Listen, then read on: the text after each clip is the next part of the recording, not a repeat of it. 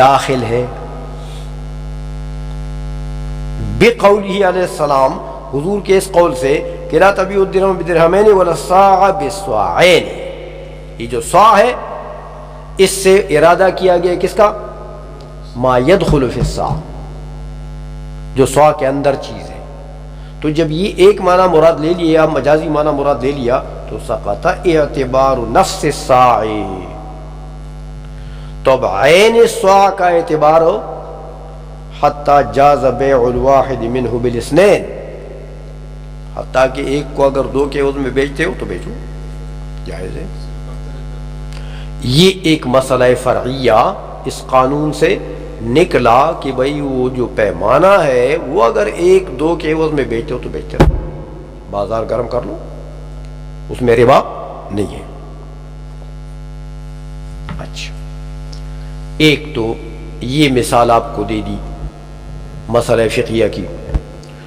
دوسری مثال دیتے ہیں کہ دیکھیں آیت ملامست جو ہے،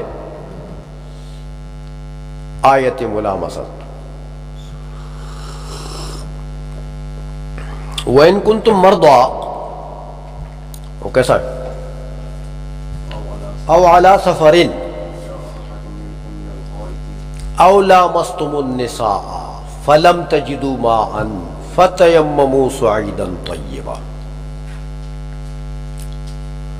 اللہ تبارک و تعالی نے فرمایا، یہ چند صورتیں ذکر کی. وَإِن كُنتُم جُنُبًا فَطَّهَّرُوا، جنابت میں ہو تو خوب اپنے آپ کو پاک کرو، انہیں غسل کر لو. وہ تو ایک صورت ہو گئی جنابت والی. لیکن آگے کیا فرمایا؟ مردہ، اگر تم مریض ہو. مریض کا مطلب یہ کہ اگر پانی استعمال کرتے ہو تو مرض میں اضافہ ہوتا ہے، وہ مریض مراد ہے. اگر تم ایسے مریض ہو کہ پانی کے استعمال سے تمہارا مرض بڑھتا ہے. بعض اوقات انسان کو زکام لگ جاتا ہے، زکام کو انسان کوئی چیز سمجھتا نہیں ہے، لیکن اگر وہ پانی کا استعمال کرتا ہے تو زکام میں اضافہ ہوتا ہے، اس کے لیے بھی تیمم جائز ہے. اس قسم کے امراض مراد ہے. ہاں، جب سخت ہو یا نہ سخت ہو. اور جب مسئلہ یہ ہے کہ بس جب آپ کے پانی کے استعمال سے آپ کا مرض بڑھتا ہے، شریعت میں حرج نہیں ہے، لا حرج فی الاسلام. سمجھ میں آ گئی ہے؟ لہذا ان کنتم مرضی او علی سفر، یا تم سفر میں ہو تو پانی نہیں ملتا. فلم تجدوا ماء کا تعلق. او علی سفر او جاء احد منکم من الغائط، یا تم میں سے کوئی شخص ڈونگی جگہ سے آ جائے. ڈونگی جگہ سے آنے کا کیا مطلب؟ بڑا پیشاب کیا ہے. بڑے پیشاب کے لیے انسان ڈونگی جگہ میں جاتا ہے نا.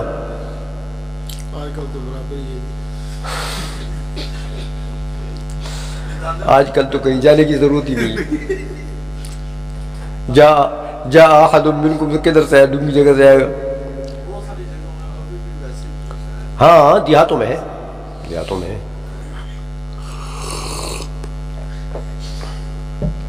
سمجھ آ گئی نا؟ یا تم میں سے کوئی شخص ڈونگی جگہ سے آ جائے. او لامستم النساء، اصل مقصود بالاستدلال یہ جگہ ہے. یا تم نے لمس نساء کیا ہے، نساء کو لمس کیا ہے، عورتوں کو چھوا ہے. لغوی معنی تو اس کا یہی کہ عورت کو چھوا. تو اب یاد رکھیں کہ یہاں لامستم سے مراد کیا چیز ہے؟ جماع.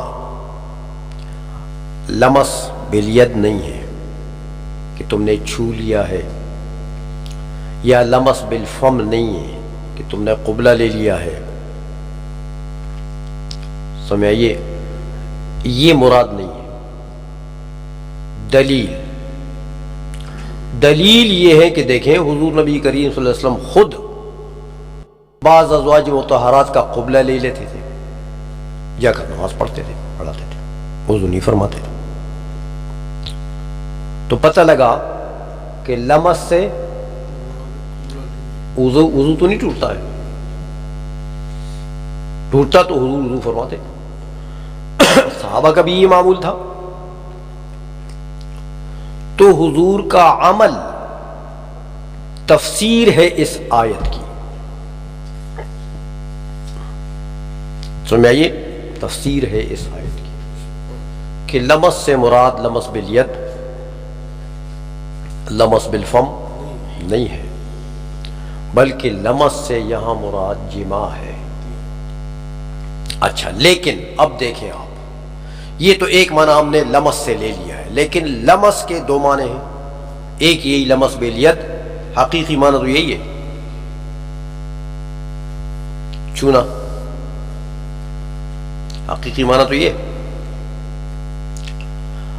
اور جماع یہ اس کا مجازی معنی۔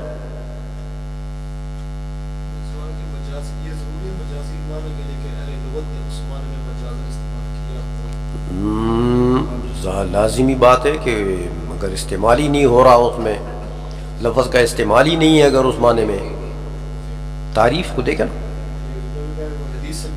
وَلَوِ اسْتُعْمِلَ فِي غَيْرِهِ،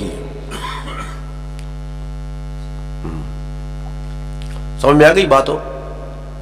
تو یہاں مراد اس سے کیا چیز لے لی گئی ہے؟ مجازی معنی۔ تو جب مجازی معنی جماع مراد لے لیا گیا تو اب لمس بالید اس لفظ سے اسی استعمال میں مراد لے سکتے ہیں، ورنہ وہی جمع بین الحقیقت والمجاز، کہ آپ یہ کہیں کہ جناب لمس بالید سے بھی وضو ٹوٹ جائے گا اور جماع سے بھی ٹوٹ جائے گا، دونوں مرادیں، جس طرح بعض شوافی کہتے ہیں۔ سمجھ میں آ گئی؟ تو جب ایک معنی مراد لیا گیا، مجازی معنی متعین ہو گیا، بس دوسرے کا اعتبار ساقط۔ اب حقیقی معنی اسی استعمال میں مراد نہیں لے سکتے۔ سمجھ میں آ گئی؟ وَلَمَّا أُرِيدَ الْوِقَاعُ، جب مراد دیا گیا ہے جماع من آیت الملامسۃ، آیت ملامسہ میں سے، تو سقط اعتبار ارادت المس بالید، تو مس بالید کا اعتبار ختم ہو گیا۔ یہ بات آگے فرماتے ہیں کہ اسی پر کئی مسائل اور متفرع ہیں، فروعی مسائل، فقہی مسائل، جس میں حضرت امام محمد چونکہ ناقل المذہب ہیں ان کا حوالہ دیتے ہیں۔ فرماتے ہیں کہ حضرت امام محمد رحمۃ اللہ نے فرمایا کہ اذا اوصى لموالیہ، کسی شخص نے وصیت کر دی کہ فلاں کے موالی کو میرے مال میں سے اتنا دے دینا، وصیت کر دی۔ اچھا، اب موالی جو ہے یہاں اس کے دو معنی ہیں، ایک حقیقی ہے اور ایک مجازی ہے۔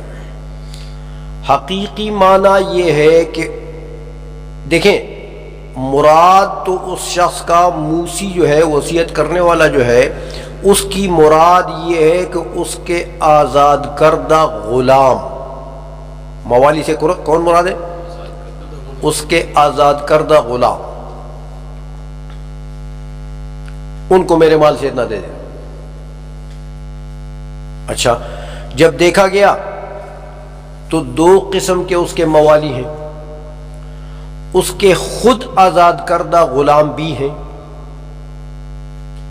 پھر جب اس نے غلاموں کو آزاد کیا تو ان غلاموں نے بھی آگے دوسرے غلاموں کو آزاد کیا ہے۔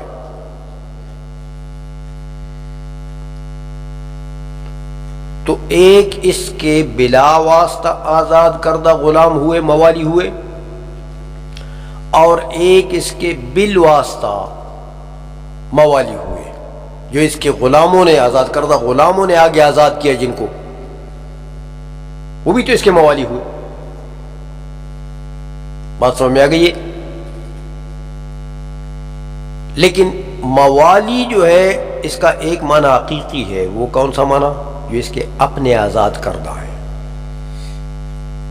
یہ حقیقی معنی ہے موالی کا. آگے اس کے آزاد کردہ کے آزاد کردہ، اس میں اس کے موالی کا استعمال، یہ مجاز ہے. سمجھ میں آ گئی ہے؟ حضرت امام محمد رحمۃ اللہ علیہ نے فرمایا کہ کانت الوصیۃ لموالیہ دون موالی موالیہ. جب صورت ایسی ہوئی کہ اس کے دو قسم کے موالی ہیں، حقیقی موالی بھی ہیں اور مجازی بھی ہیں، تو دیکھیں لفظ کا استعمال حقیقت میں اولا ہے. جب مجاز پر کوئی قرینہ واضحہ نہ ہو، قرینہ صارفہ نہ ہو، سمجھ میں آئیے، مجاز کی طرف پھیرنے کا کوئی قرینہ صارفہ نہ ہو، جیسے اس میں تو قرائن موجود تھے نا ملامسہ وغیرہ میں، تو اگر قرینہ صارفہ نہیں ہے حقیقت سے تو پھر لفظ حقیقت پر محمول ہوگا. تو حقیقی موالی کون ہیں اس کے؟ ہاں، جو خود اس نے آزاد کی ہے. لہذا وصیت میں جو مال ہے وہ صرف ان کو ملے گا، وہ جو مجازی ہیں ان کو کچھ نہیں ملے گا، کیونکہ جب حقیقی معنی مراد لے لیا گیا تو اب ایک ہی استعمال میں اس سے مجازی معنی مراد لیا جا سکتا ہے.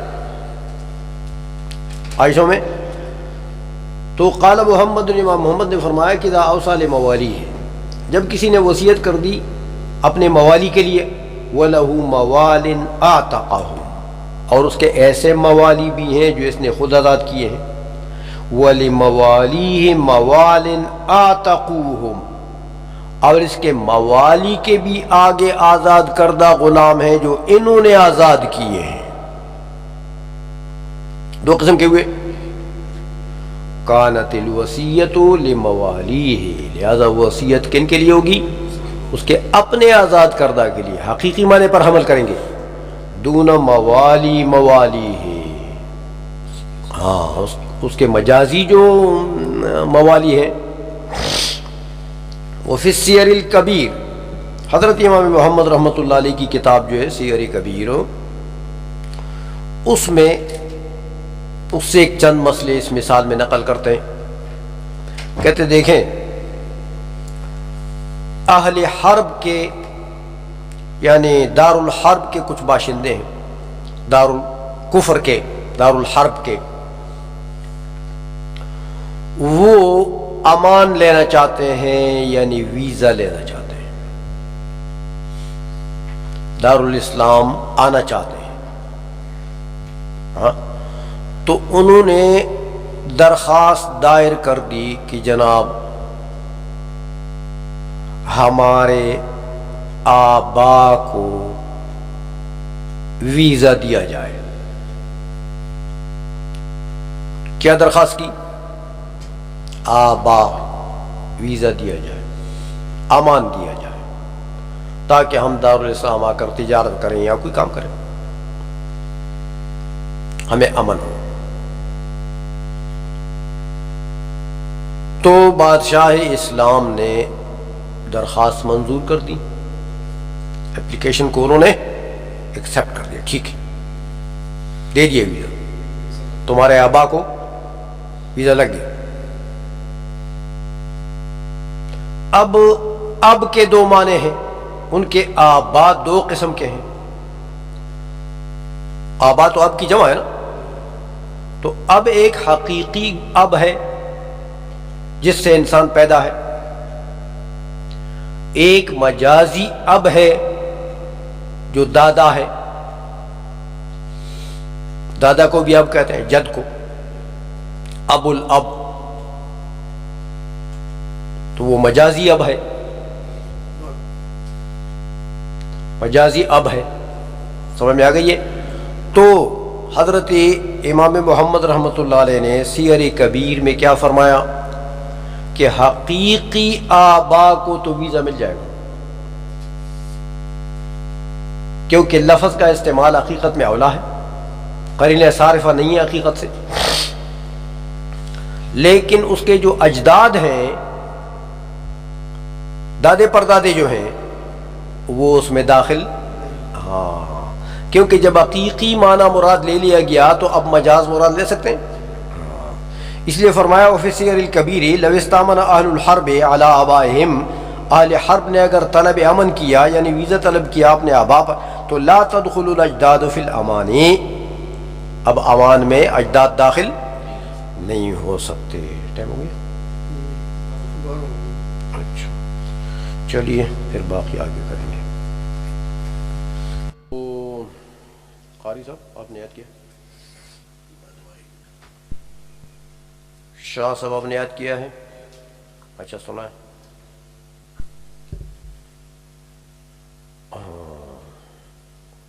الفقار پڑھے مٹا دے.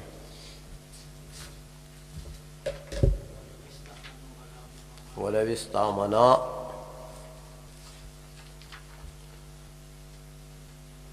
وَلَوِ اسْتَعْمَنَا.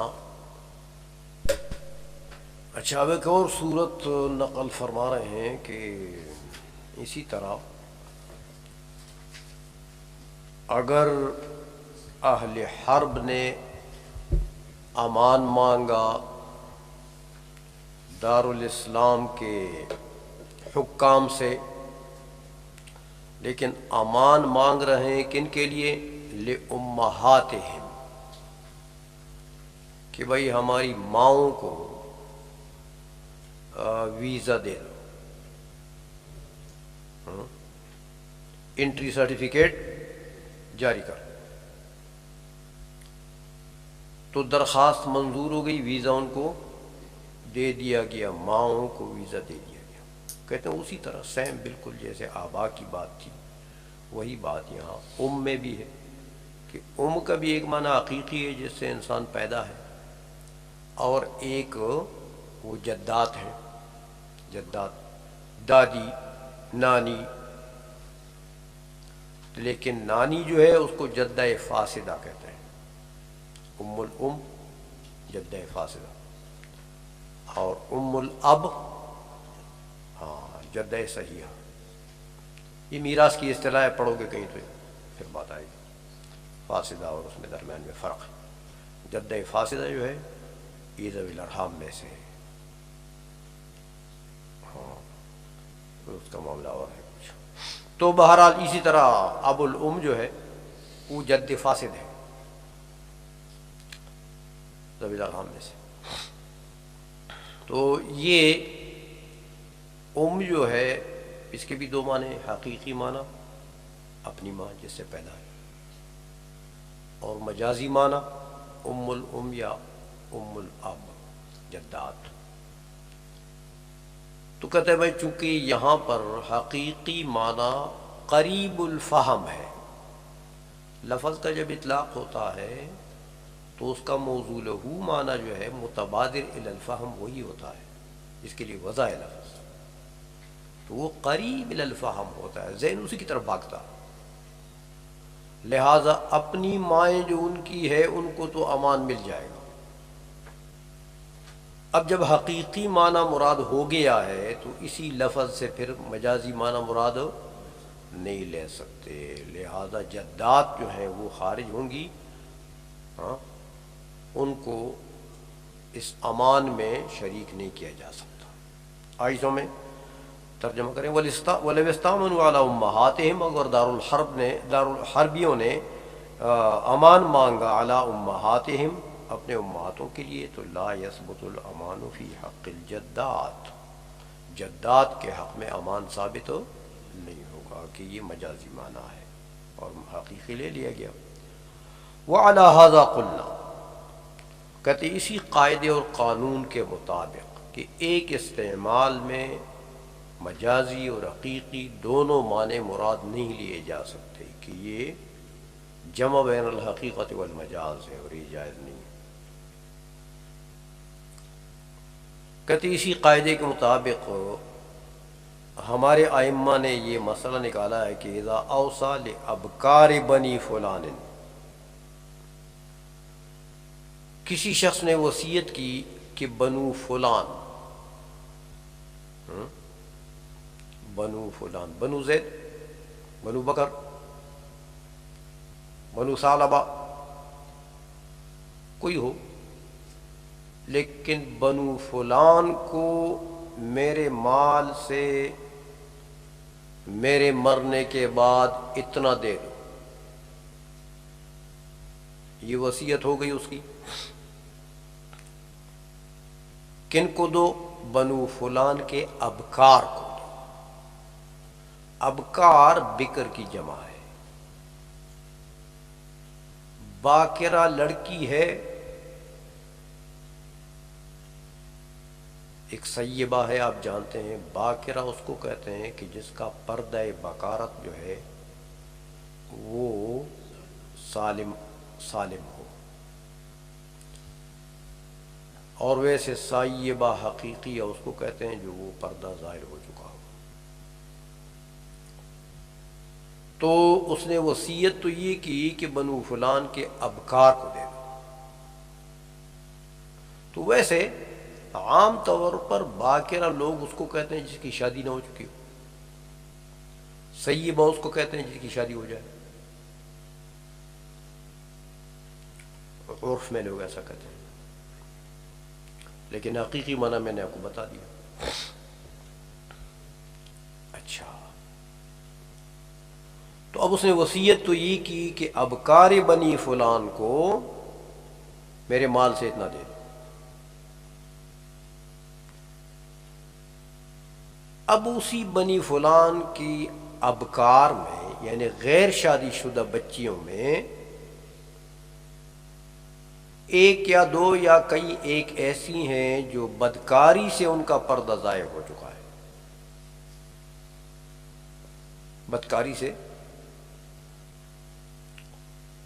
تو فرماتے ہیں کہ لا تدخل،